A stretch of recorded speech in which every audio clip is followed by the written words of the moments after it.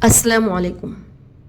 अक्लमंद कौन लोग हैं? तो हमारे जहन में आता है कि जो दुनियावी एतबार से सबसे ज़्यादा कामयाब हो वो सबसे ज़्यादा अक्लमंद है। जो बहुत ज़्यादा पढ़ा लिखा हो वो सबसे ज़्यादा अक्लमंद है। कुछ लोगों का कहना है कि एक अच्छा मोटिवेशनल स्पीकर सबसे ज़्यादा अक्लमंद है। कभी हमारी सोच उन तक जाती है कि जिसके पास बहुत ज़्यादा डिग्री हो, या वो शख्स जिसके पास बहुत ज़्यादा पैसा हो, या वो शख्स जो बहुत ज़्यादा पैसा कमा रहा हो, वो सबसे ज़्यादा अक्लमंद है। लेकिन नहीं, ये दुनियावी सोच है। हज़रत यहया रहमतुल्लाह अलैह ने फरमाया कि अक्लमंद वो शख्स है जिसमें ये 3 निशानियाँ पाई जाती हों। यानी हज़रत यहया रहमतुल्लाह अलैह ने फरमाया कि जिसमें ये 3 खासियत, ये 3 निशानियाँ मौजूद हों, वो शख्स अक्लमंद शख्स कहलाता है। जिसमें सबसे पहला है, हज़रत यहया रहमतुल्लाह अलैह ने सबसे पहली निशानी बताई है कि इंसान को चाहिए कि वो दुनिया को पहले छोड़ दे, इससे पहले कि दुनिया उसे छोड़ दे। ये दुनिया हमेशा नहीं रहने वाली, ये दुनिया फ़ानी है। एक दिन सब कुछ फ़ना हो जाएगा, सब कुछ ख़त्म हो जाएगा। वो दुनिया बाकी रहने वाली है जहाँ मौत नहीं है, जो हमेशा हमेशा रहने वाली है। वो ज़िंदगी आखिरत की ज़िंदगी है, वहाँ कभी मौत नहीं आएगी। उसकी फ़िक्र करें, उसकी तैयारी करें। दुनिया में इतना मशगूल ना हो कि आखिरत भूल जाएं। लेकिन होता ये है कि हमने दुनिया से इतना लगाव हो गया है, इस कद्र हम मशगूल हो गए हैं कि इस कद्र समा चुके हैं, इस कद्र दुनिया को चाहने लगे हैं कि मौत से हमें डर लगने लगा है। और एक दिन आता है कि दुनिया हमें छोड़ जाती है, उस दुनिया की तरफ जो हमेशा हमेशा रहने वाली है। और जो हमेशा हमेशा रहने वाली है उसकी तो हमने कोई तैयारी ही नहीं की है, क्योंकि हम तो दुनिया में हमेशा रहने की तैयारी में लगे हुए हैं।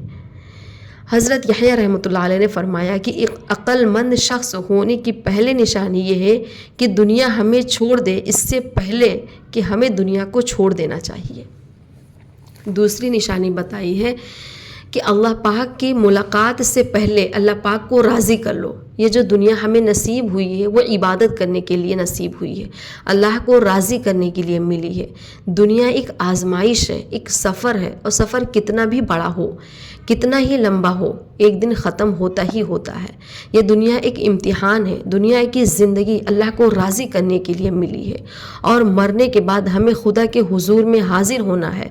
और जितने दिन भी हमने दुनिया में आयश की ज़िंदगी या मुसीबतों की ज़िंदगी गुजारी है, उसका हिसाब लिया जाएगा।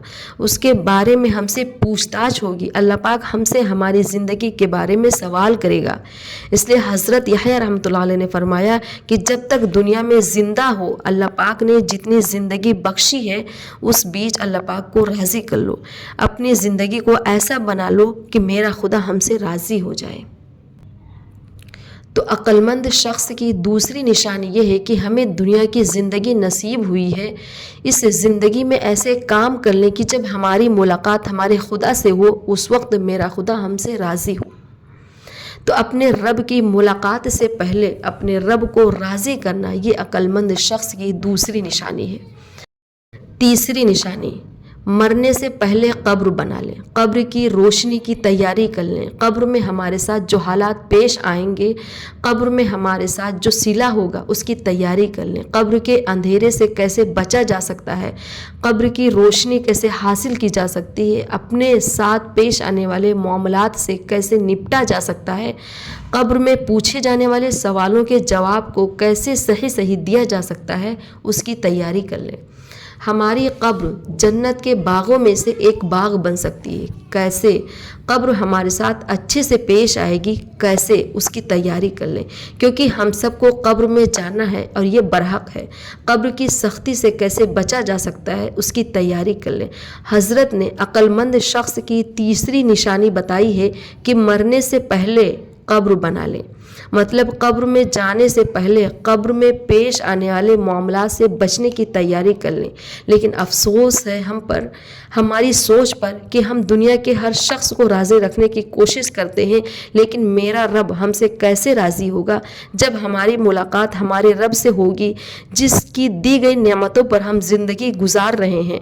जब उससे मिलेंगे तो किस हाल में मिलेंगे, उसकी फ़िक्र नहीं है। कब्र में हमारे साथ क्या मामलात पेश आएगा, उसकी फ़िक्र نہیں ہے۔ نبی کریم صلی اللہ علیہ وسلم کا فرمان ہے کہ ہم میں سب سے عقل مند شخص وہ ہے جو موت کو سب سے زیادہ یاد رکھتا ہے۔